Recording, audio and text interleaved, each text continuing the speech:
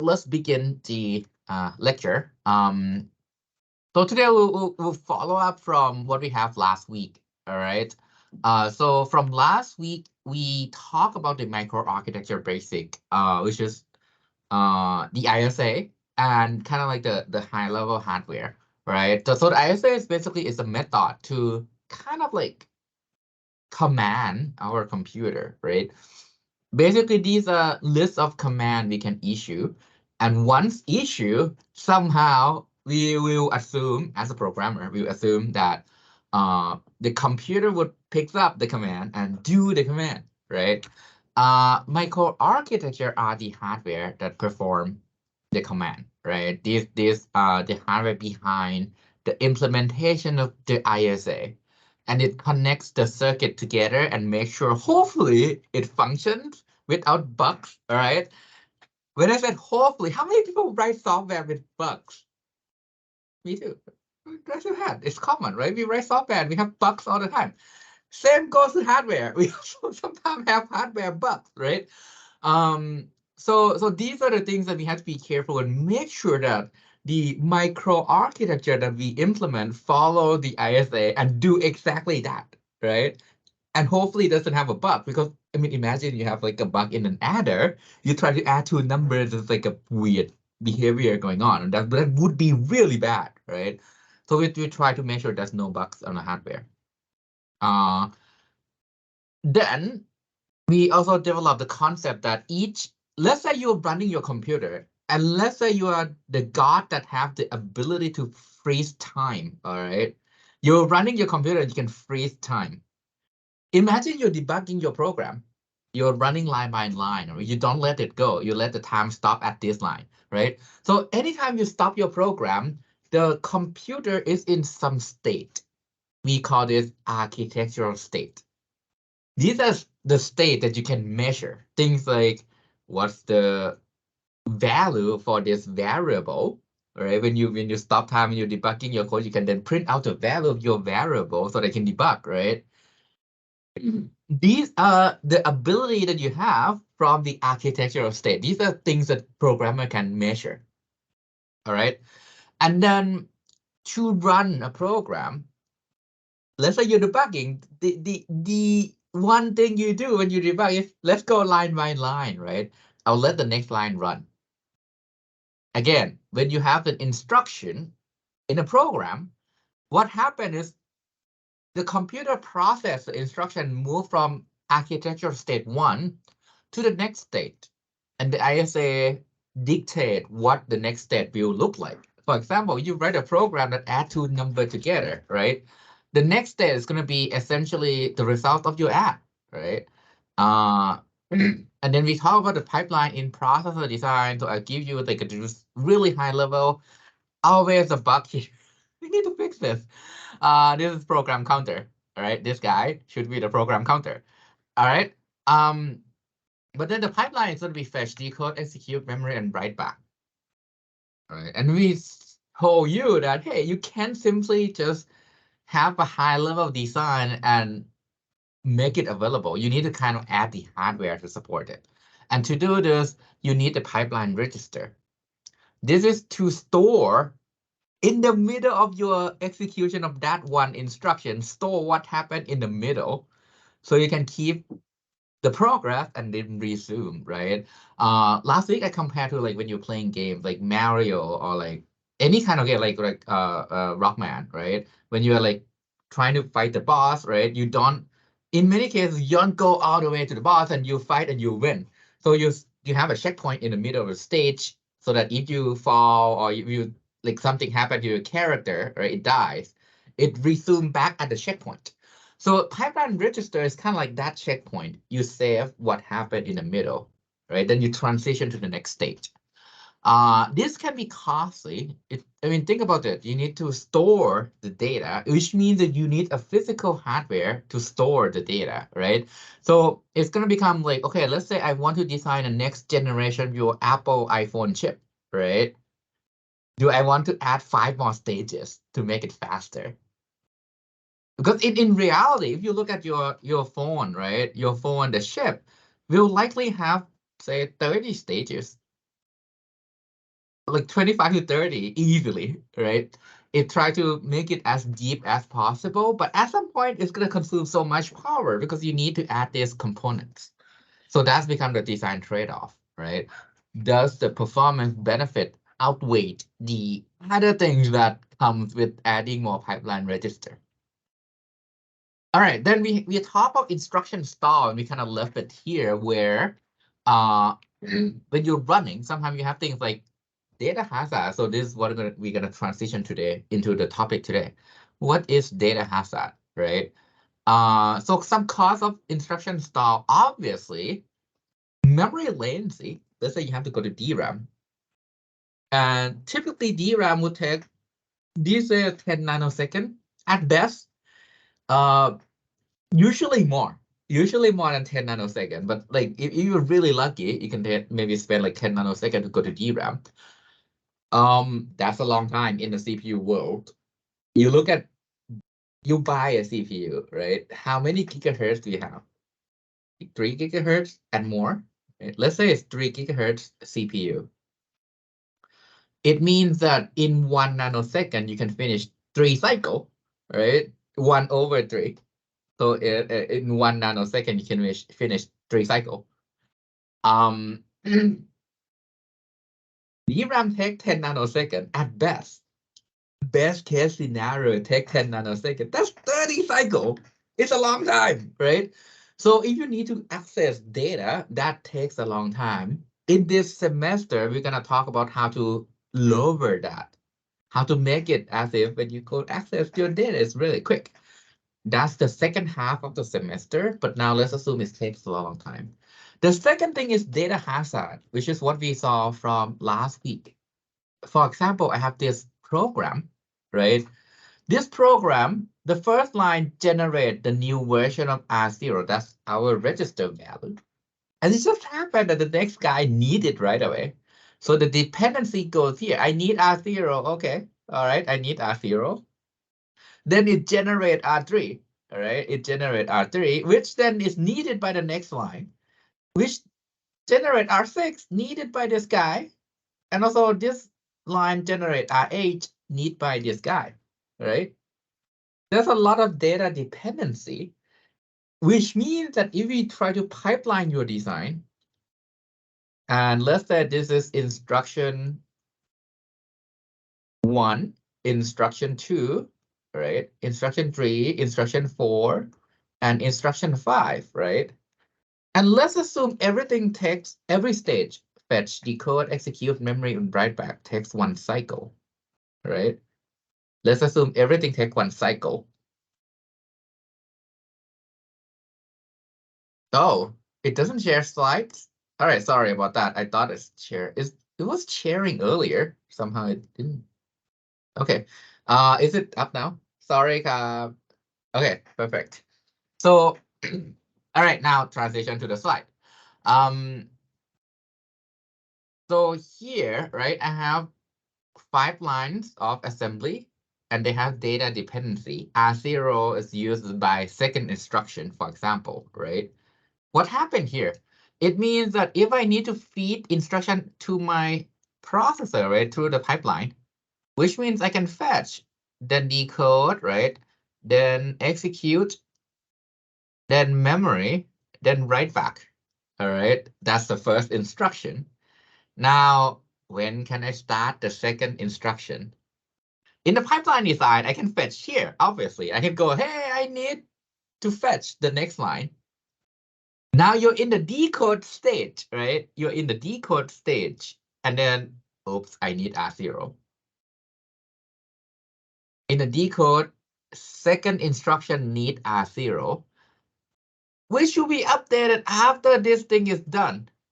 The write back from the first instruction, right? Because otherwise, I am not going to update R0 until I am done with the first instruction.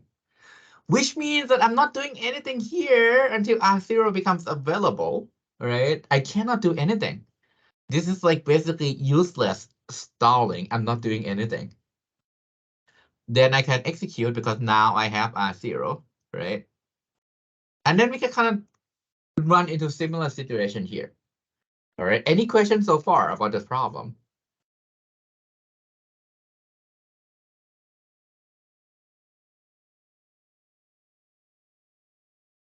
All right. So let's categorize this into multiple types. What you saw earlier is what we call read after write. It means that the earlier instruction modified something, then the next instruction or the instruction come afterward needs that data. Read after write. We call this a true dependency.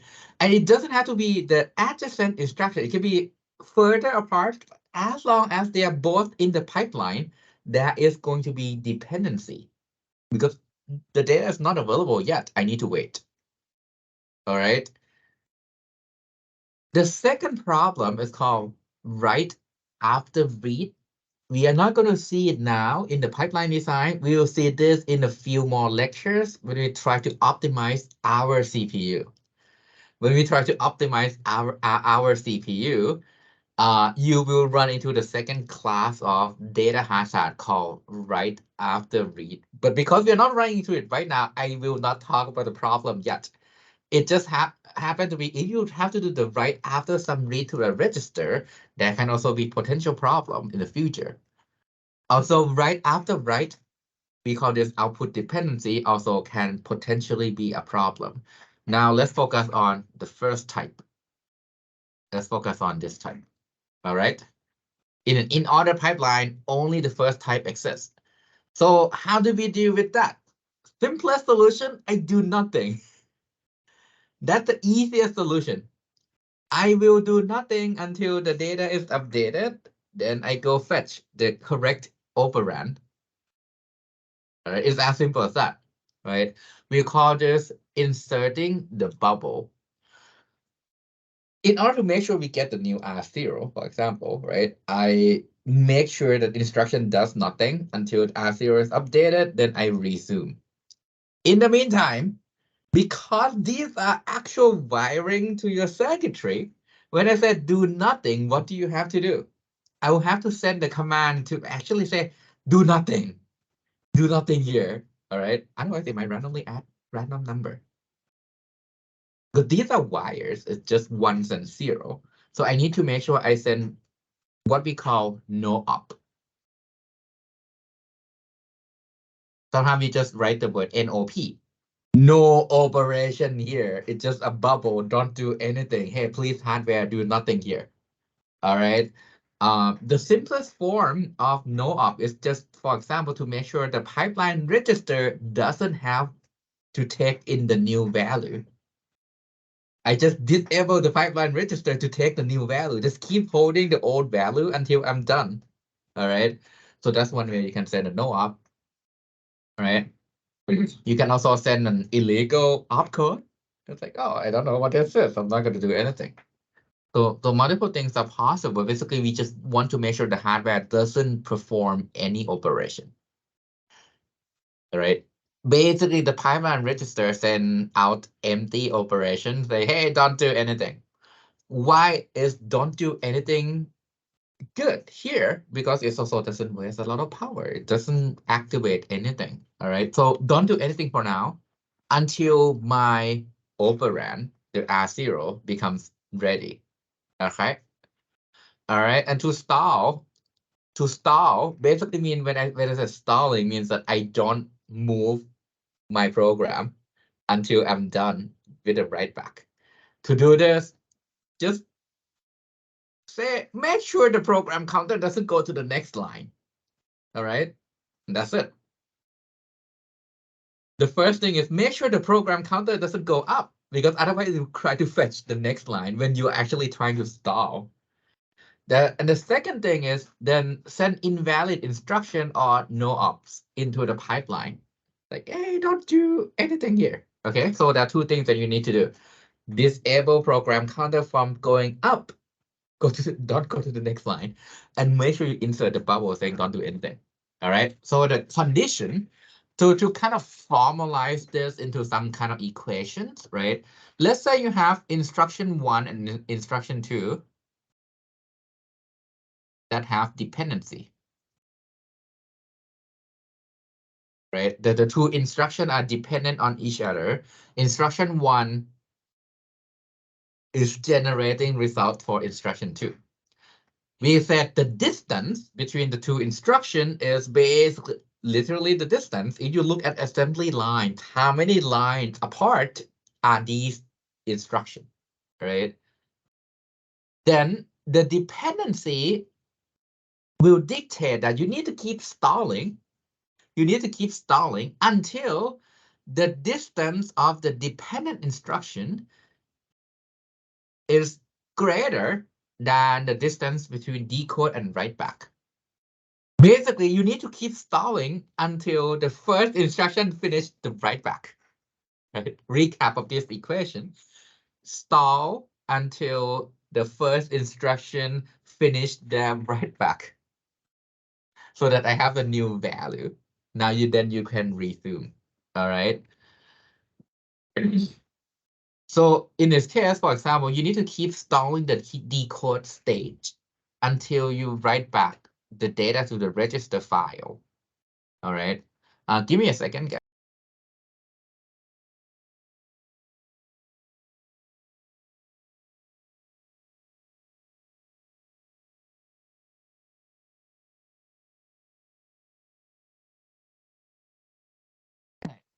So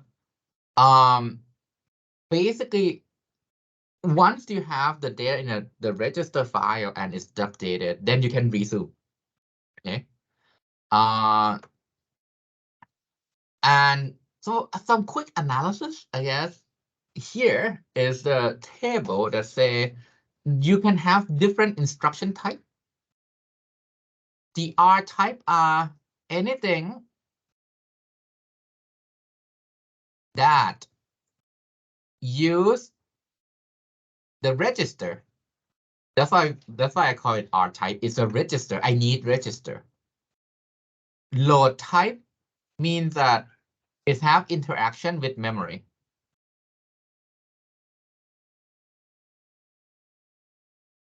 By reading, basically reading from the memory.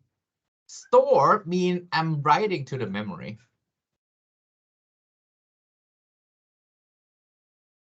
Branch and jump. Branch means that I am basically move my code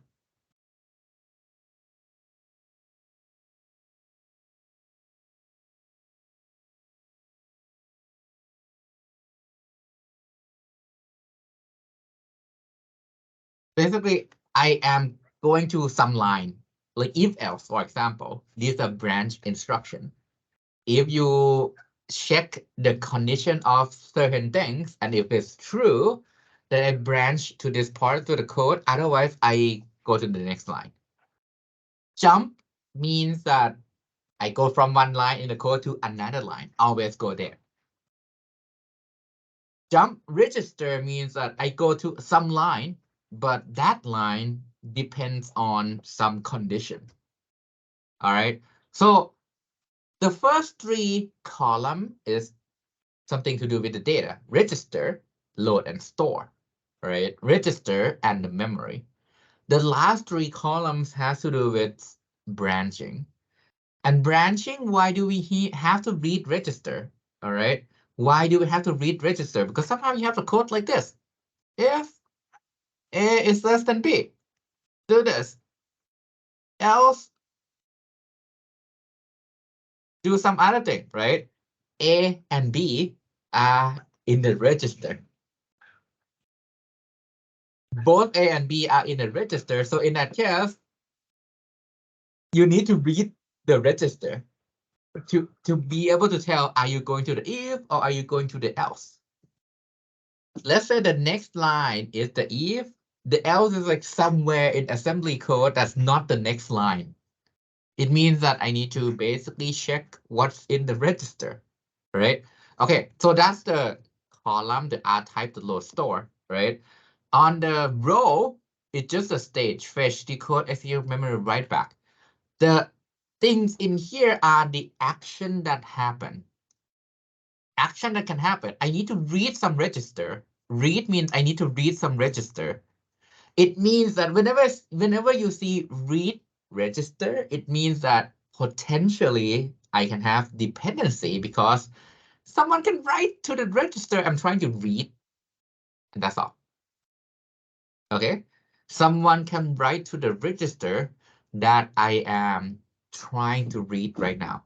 Okay, so when is going to be safe to resume an instruction is when you finally have the data back. It's as simple as that. Once you have the data back, you can then resume. All right. And the performance impact is every time you stall, you lose one cycle because you do nothing in that cycle. And it's as simple as that, right? So let's say assume the program that have n instruction. Let's say n is like, it's a program that you have to run 1,000 line of assembly, right? Let's say it's 1,000 line assembly. And you have to stall for, let's say 20 cycle. You sometimes spend 20 cycles stalling your program, right? And let's assume you're fully pipelined. So ideally, you can finish this 1,000 line in about 1,000 cycle, right? If you have no stalling in 1,000 cycle, I mean 1,004 with the 5-stage pipeline, right? But generally, approximately 1,000 cycle, you're done with the program. Now, with data dependency, you have to stall for 20 additional cycles. So this 1,000 become 1020 cycle, right? So CPI, cycle per instruction, how many cycles does it take to finish one instruction, move from 1 into 1.02? You just lose about 2% performance. It just perform about 2% more slower, like, sorry, 2% slower. All right. Now, in a more realistic case, how many people write a program this way? Like, I don't know, int, right? Let's say int I equals 0, right? J equals 10, and then you do k equals I plus j. How common is this? Where you use something and then the next line, use the data you just compute earlier. Line number 1, line number 2, line number 3. You see how line number 3 depends on line number 1 and 2. Because I need to finish I equals 0 before line number 3. Then I need to finish j equals 10 also before line number 3. This is how we program, right? So data dependency is going to happen really often, really often, right? Because the next line is about to use the whatever you generate earlier, just the nature of the programmer. So this number 20 cycle is not really the case. If you stall all the time, you might be like basically stalling for like 300 cycle. Because for every other line, you might be stalling. And when you stall for like 2 cycles or 3 cycles, right? So let's assume you have 10% chance that you have to stall. And 10% is really low. Usually it's much more than 10%, right? Let's say you have 10% chance you have to stall, and every time you stall for 3 cycles. That alone, with 1,000 instruction, 10% is 100 instruction have to stall. Every time those 100 instruction have to stall, you spend 3 cycles. It means that from 1,000 cycle, you finish this program in 1,300 cycles, right? So 30% worse, right? So this solution obviously is better than no pipeline. We love pipelining. Pipelining is good. All right. Pipelining is really good. But in this case, as you can see, it's not perfect yet. So let's make it better. Again, every time you come up with some design, every time you come up with a program, especially for you guys as a PhD students, always ask the question, can we do better? All right. Can we do better? Okay. And the thing is, the number of cycle that you have to stall depends on many factors. How deep is your pipeline? For example, in a more realistic case, your CPU is 30, let's say 35 stages, not 5, right? 35 stages. decode happened really early, write back happened really late. So let's say decode is at stage number 9. Stage 9. And write back is done at stage, let's say 33, right? And you have dependency. It basically now means that you don't stall for 3 cycles. You can stall for 20 cycles with this assumption, right? It might increase the cost every time you have to stall, right? Then how often do you have to stall as well? So this thing can further slow down your CPU, right? So again, with the pipelining, right, with the earlier program, how many times you have to stall here? So instruction 1, I would fetch, right? Decode, execute, memory, and write back. I fetch here, I decode here. It's like, oh, I cannot really do anything until R0 is ready. R0 is ready, decode can now say, hey, grab me R0 and then execute here. Right? Now I can fetch here. I mean, I can also fetch here, my bad. Then decode here and wait because R3, right? R3 is ready. I have to wait here, execute, memory, and write back. So when I wait here, these are all bubble. I said in the bubble saying, hey, do nothing because I'm waiting for my data, right? Then I can fetch here. I cannot decode is occupied, so I basically have to wait until, well, my bad. Sorry. Pointer option eraser, right?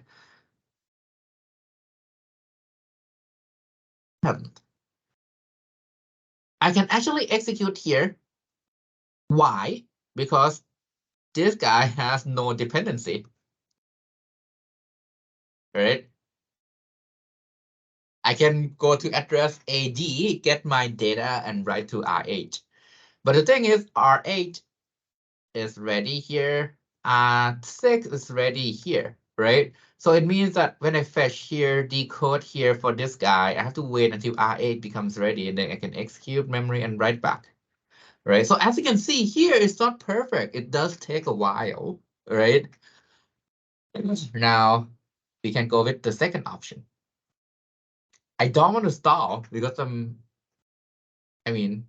want to keep improving my design, right? So the second option is called data forwarding. If you go back to your design and think about when does the new value become available, right? The thing is, it's right up to out of your ALU. So a quick apology here. I'll go back in my slides a little bit so I can show you diagram. All right. I'll show you the diagram here. Okay. Now you can see the diagram. When I'm the instruction, oops, sorry.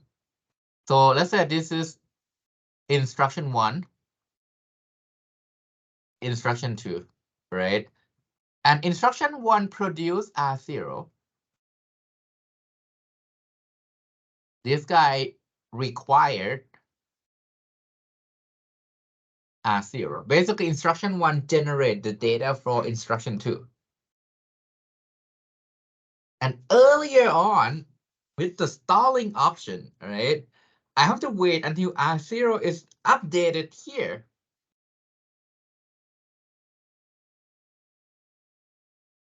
Before I can move instruction 2. All right. Now, my question is, in this design, do I have R0 somewhere that I can steal from? All right, I'll ask this whole thing in Thai again, just to clarify, because I think it's a really, really important part of the lecture.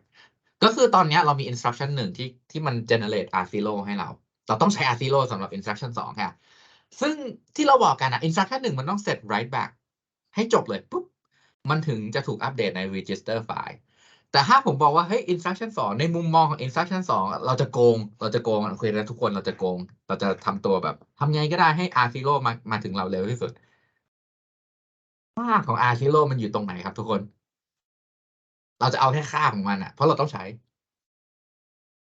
มีอยู่ตรงอื่นไหมถ้าผมบอกว่าเฮ้ยถ้าผมส่องสายไฟเส้นเนี้ยตรงเนี้ยเลยอะตรงเนี้ยผมจะเจออะไรตรงเนี้ยผมจะเจออะไรเอ่ยไอเนี้ยคือ R0 ใช่ไหมเพราะมันคือ output ของ ALU มันคือการสมมติมันคูณกันอะไรสักไอที่ออกมานั่นน่ะ R0 so what you can see is whatever is coming out of your ALU that's R0 so the idea of data forwarding as the name suggests right I have my data so why don't I forward this guy to here I can forward to the instruction 2 hand it to instruction hey there you go R0 use it don't wait until I finish write back use this guy all right and that's basically the key idea of data forwarding you identify where the data is coming from right and in this case for example R0 come right out of the ALU for you or it could also be at the pipeline register depending on how you forward essentially but you got the idea it's already in your hardware the result of that operation is available so use that instead of waiting for the write back okay the next question is how all right and to be honest more wiring all right, it's as simple as that. You connect the wire that come from the ALU and connect them to the decoder. Say, hey, if you need anything from here, take this wire. If you need anything from here, take this wire. If you need anything from here, take this wire. Now let's go to the design, right? Sometimes we call this also data bypassing. And here again is the design, all right? I will just do the example from your ALU. But I mean, think about it. Data source can come from the memory, which is here and here. Right? So it's potentially point A, point B, point C, point D, and point E. Right?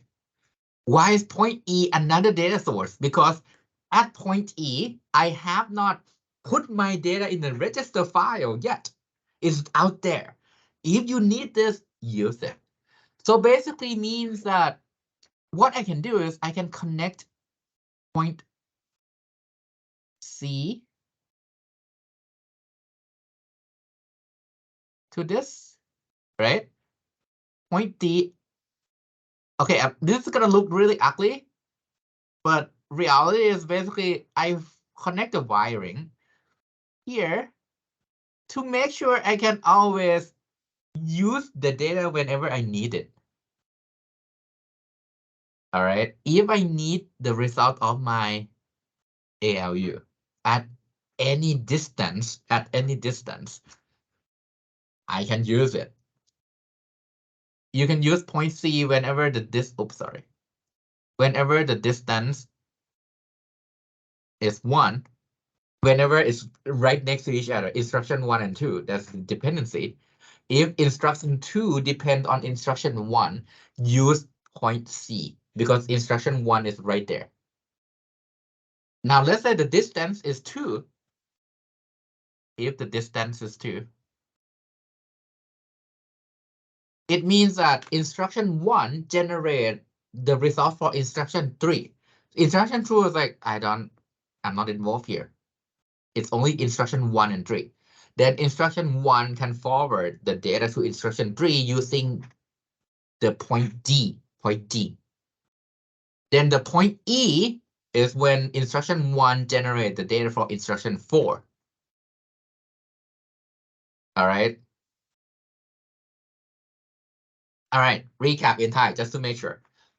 ก็คือถ้าไอ้ dependency มันอยู่ติดกันอะแบบต่อกันเลยอะ เราก็จะดึงค่าจากจุด C อ่ะต่อสายไฟมาอยู่แล้วใช่ไหมเราต่อสายไฟมาอยู่แล้วบอกว่าใช้เส้นนี้นะทุกคนใช้เส้นนี้เพราะอันนั้นคือ input เราแค่นั้นเองนั่นแหละมันก็คือบอกว่าให้ใช้สายไฟเส้นนี้คือเราต้องต่อสายไฟอยู่แล้วเราบอกแทนที่จะเอาสายไฟมันจะที่มาจาก register file อ่ะให้เอาเส้นนี้แทนถ้า dependency มันเป็นแบบว่า instruction 1 กับ 3ไอตัว2เกี่ยว1 2 3แหละแต่ว่า1มัน generate ผลให้3เราก็บอกว่าไอสายไฟอ่ะแทนที่จะเอาจาก register file หรือสายไฟที่ต่อมาจาก point C อ่ะไปดึงจาก point D ไอตัว d doc เนี่ยเพราะว่ามันคือค่าที่เราต้องการถ้า distance มันเป็น3ก็คือสมมุติ instruction 1 generate ผลให้ instruction 4 2 3ไม่เกี่ยว instruction 1 generate ผลให้ instruction 4ให้ไปดึงจากสายไฟตัว E ค่าจะอยู่ตรงนั้นแค่นั้นเอง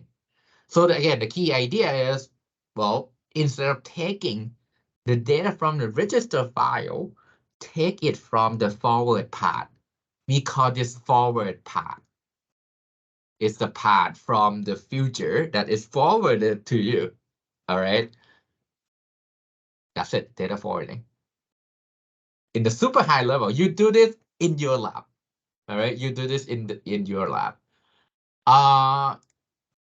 now let's go back to the analysis right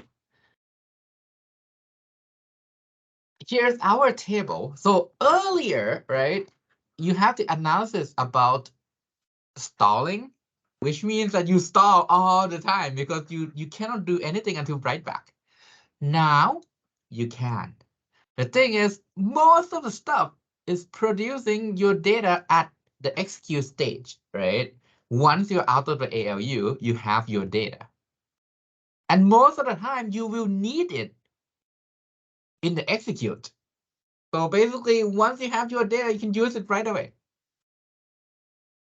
the only exception that you have to stall again the only exception you have to stall or first of all if you need the data from the memory because we are not touching the memory until you're in the memory stage so if you need the data from the memory right away you have to stall for one cycle because you have to wait until you're in the memory stage not in the execute right so the one case where the pipeline is stalling is to when you have to basically things like back-to-back load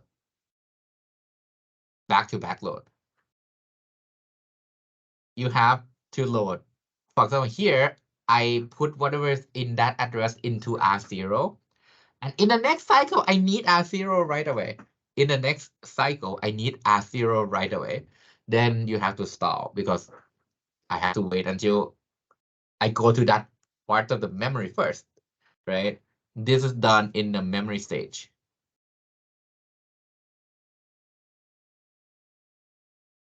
here and not in the execute that's why you have to wait longer